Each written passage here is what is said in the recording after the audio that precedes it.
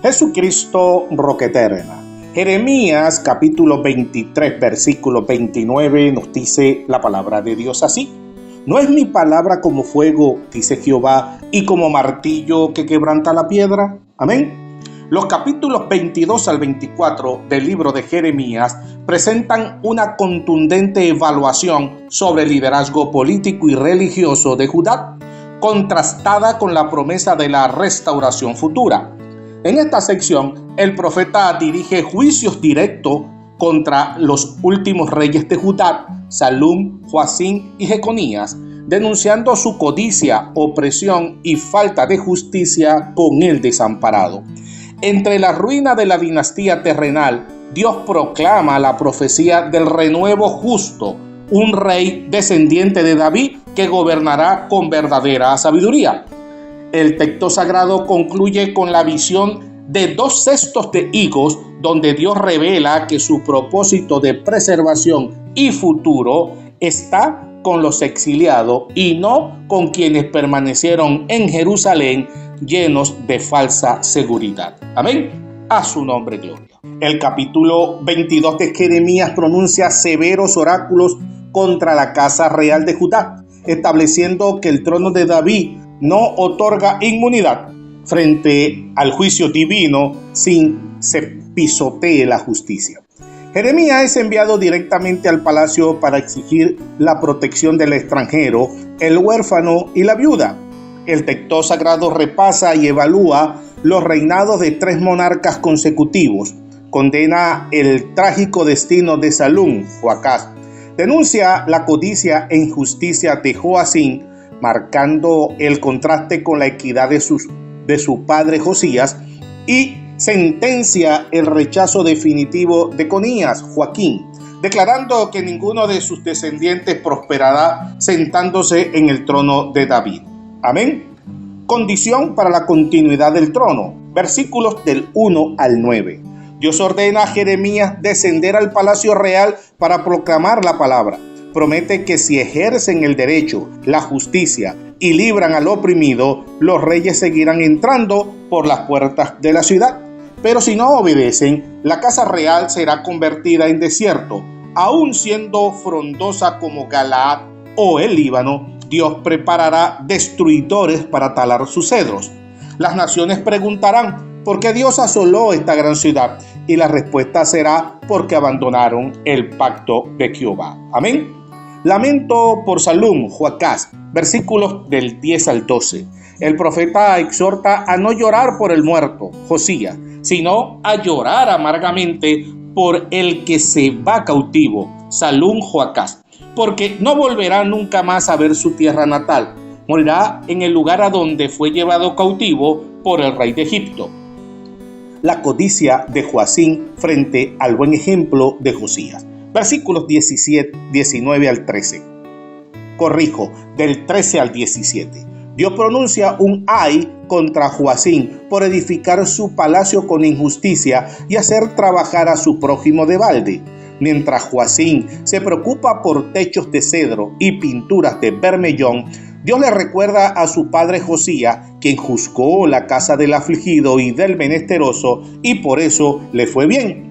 Joacim, en cambio, solo tiene ojos para la avaricia, la sangre inocente y la opresión. Amén.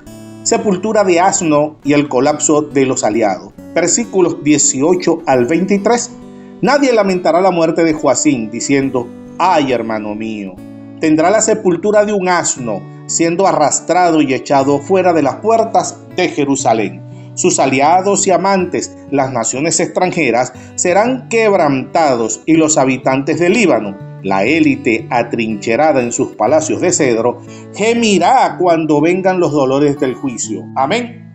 Entregado en manos de Nabucodonosor. Versículos 24 al 27.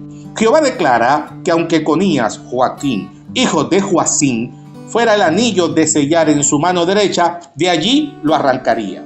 Será entregado en manos de los babilonios y arrojado junto con su madre a una tierra extraña, donde morirán sin volver jamás a la tierra que anhelan. Amén. Vasija quebrada y la maldición sobre su linaje. Versículos 28 al 30. Dios pregunta si Conías es una vasija rota o un trasto inútil para el cual es arrojado al destierro. El texto sagrado concluye invocando a la creación: tierra, tierra, tierra, oye la palabra de Jehová. Amén. Dios ordena inscribir a este hombre como destituido de descendencia próspera, pues ninguno de sus hijos logrará sentarse con éxito en el trono de David para reinar sobre Judá. Amén. Alabado sea Dios. El capítulo 23 de Jeremías pronuncia un juicio devastador contra los falsos líderes de Judá y contrapone su corrupción con la promesa mesiánica del verdadero pastor. Dios condena a los reyes y profetas que dispersaron al rebaño en lugar de cuidarlo, infundiendo falsas esperanzas de paz y legitimando la impiedad. El texto sagrado transiciona de la acusación contra los pastores infieles hacia la célebre profecía del renuevo justo, anunciando un tiempo de salvación, donde el pueblo ya no repetirá el antiguo éxodo, sino la liberación del norte. El texto sagrado concluye con una severa crítica a los falsos profetas que distorsionan la palabra divina y abusan de la expresión carga de Jehová, condenándolos al olvido y a la vergüenza eterna. Amén. Ay de los pastores destruidores. Versículos del 1 al 4. Dios pronuncia un ay sobre los guías que dispersan y destruyen las ovejas de su rebaño. Promete castigar sus malas obras, pero asegura que él mismo reunirá al remanente de sus ovejas de todas las tierras a donde las arrojó, haciéndolas volver a sus rediles para que crezcan y se multipliquen bajo nuevos pastores que realmente las apacienten. Amén. El renuevo justo y el nuevo éxodo. Versículos del 5 al 8. Jehová anuncia días en que levantará a David un renuevo justo, un rey que reinará prudentemente y hará juicio y justicia en la tierra. En sus días, Judá será salvo e Israel habitará confiado, y su nombre será Jehová, justicia nueva. Amén. Nuestra.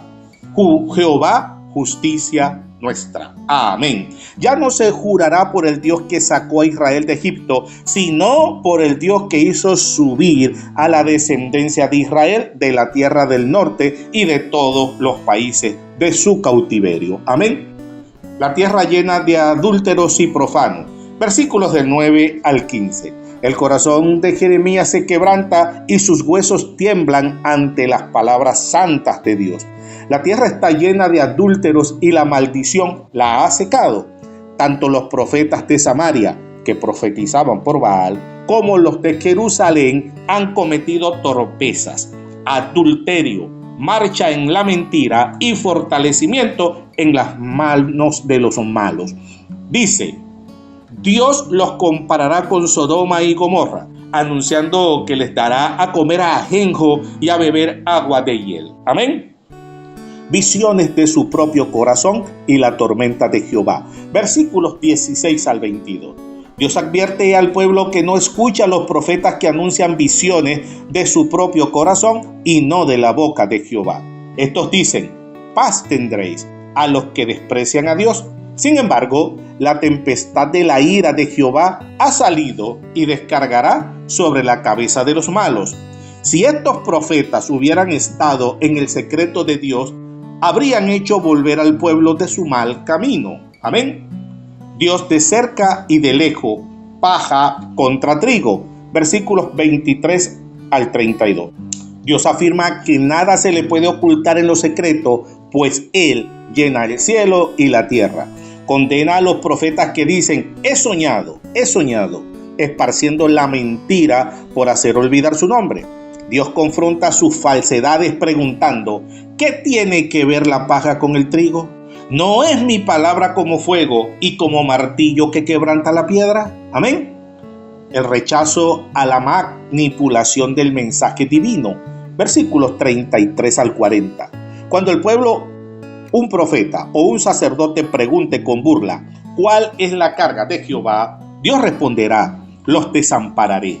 prohíbe volver a usar de forma irresponsable la frase carga de Jehová, pues la palabra de cada uno le será por carga al pervertir las palabras del Dios vivo.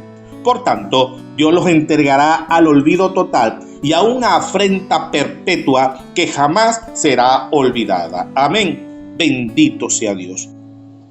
El capítulo 24 de Jeremías utiliza la visión de 2 cestas de higos para revelar la evaluación divina sobre los 2 grupos, resultantes de la primera deportación a Babilonia, 527 a.C.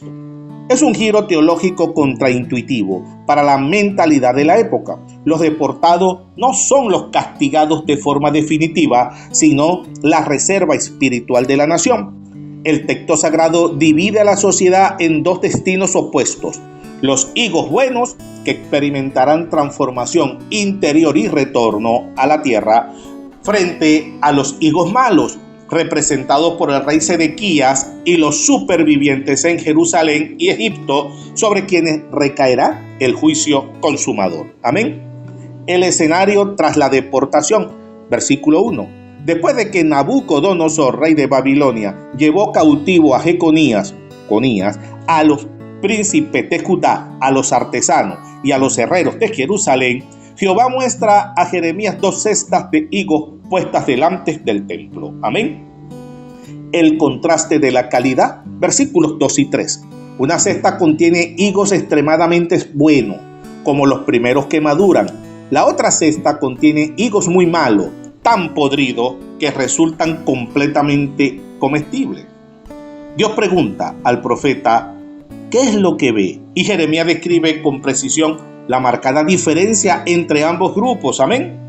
La mirada de favor sobre los cautivos, versículos 4 y 5.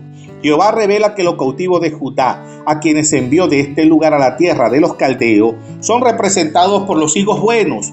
Dios declara que los mirará para bien en medio de su prueba. Amén. La promesa de renovación del corazón, versículos 6 y 7. Dios promete poner sus ojos sobre ellos para bien, hacerlos volver a la tierra, edificarlos y no destruirlos, plantarlos y no arrancarlos. Les dará un corazón para que lo conozcan y entiendan que Él es Jehová. Volverá a ser su pueblo y Él será su Dios, porque regresarán a Él de todo corazón. Amén. La sentencia sobre la élite remanente, versículos 8 y 9. Como los higos malos, que de podridos no se pueden comer, así entregará Dios al rey Sedequías, a sus principales, al remanente que quedó en Jerusalén y a los que moran en la tierra de Egipto. Serán entregados por desacato y espanto a todos los reinos de la tierra, sirviendo de afrenta, refrán, burla y maldición en todos los lugares donde sean arrojados. Amén.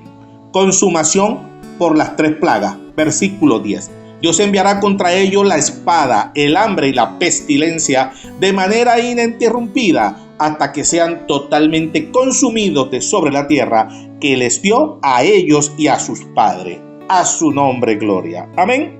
En resumen, esta sección concluye demostrando que el verdadero liderazgo según Dios se mide por la práctica de la justicia, el juicio justo y la defensa del necesitado, no por el poder ni por la posición. Los capítulos 22 al 24 del libro de Jeremías reafirman que Dios no juzga según las apariencias humanas. Mientras los líderes de Jerusalén confiaban en sus estatus y enfrentaban la ruina, los deportados a Babilonia recibirían un corazón para conocer al Señor y ser restaurados. Por encima del fracaso de los reyes humanos, prevalece la promesa inquebrantable de Dios de levantar al renuevo justo para la salvación de su pueblo. Amén. Alabado sea el Señor. Oremos. Dios justo y soberano, te damos gracias por las verdades eternas que hemos recibido de estos capítulos de Jeremías. Tú eres nuestro Rey justo y el libertador de nuestras vidas. Perdónanos cuando buscamos seguridad en posiciones terrenales o nos olvidamos de practicar la justicia y la compasión con quienes nos rodean. Gracias por darnos un corazón para conocerte, por guardarnos en medio de la prueba y por la bendita promesa de tu gobierno de paz y justicia. En el nombre de Jesús, amén y amén. Dios te bendiga, Dios te guarde.